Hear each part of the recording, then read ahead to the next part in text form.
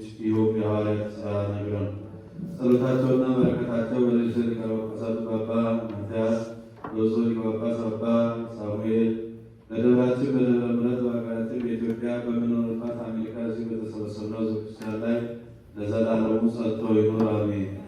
የሐዋርያት ሥራ ምዕራፍ 21 ቁጥር 31 እስከ መጨረሻው። ሊገድሉት ሽተው ብዙ ደበደቡት። ወዲያውኑም ኢየሩሳሌም በመንታዋ እንደታወከች የሚገልጥ መልእክት ለወታደሮች አለቃ ደረሰለት። ያን ጊዜም የሻለቃው ተነስቶ ከወታደሮቹ ጋር ወደ እነሱ ሄደ። ሻለቃውንም ከነ ወታደሮቹ ባዩ ጊዜ ጳውሎስን መምታታቸውን ተዉ። የሻለቃውን ቀረብ ብሎ ያዘው፣ በሁለት ሰንሰለት እንዲታሰርም አዘዘ።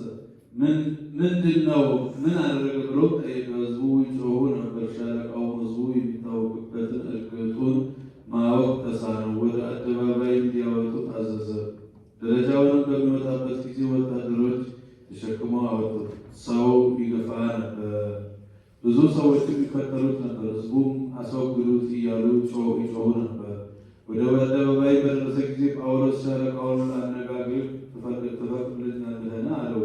ሻለቃውም የጽር ቋንቋ ታውቃለህን? አለው። ምናልባት ያ ግብፃዊ አንተ ትሆን? ከዚህ በፊት ወንጀል የሰራህና ከነፍሰ ገዳዮች ወገን 4,000 ሰዎች ይዘህ ወደ ምድረ በዳ የወጣህ አለው።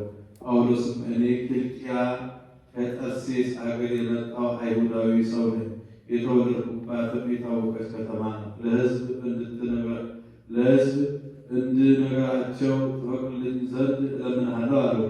በፈቀደለትም ጊዜ ጳውሎስ ከደረጃው ላይ ቆሞ እጁን ወደ ሕዝብ ዘርግቶ ዝም በሉ አላቸው። ከዚህ በኋላ ጸጥ ሲሉ ጳውሎስ በዕብራይስጥ ቋንቋ ተናገረ። እግዚአብሔር ቃል ፈጽሞ መላ፣ ከፍ ከፍ አለ። በቅዱስ ቤተክርስቲያን በስቶ የጨመረ ምስጋና ገንዘቡ በሚሆን በጌታችን በኢየሱስ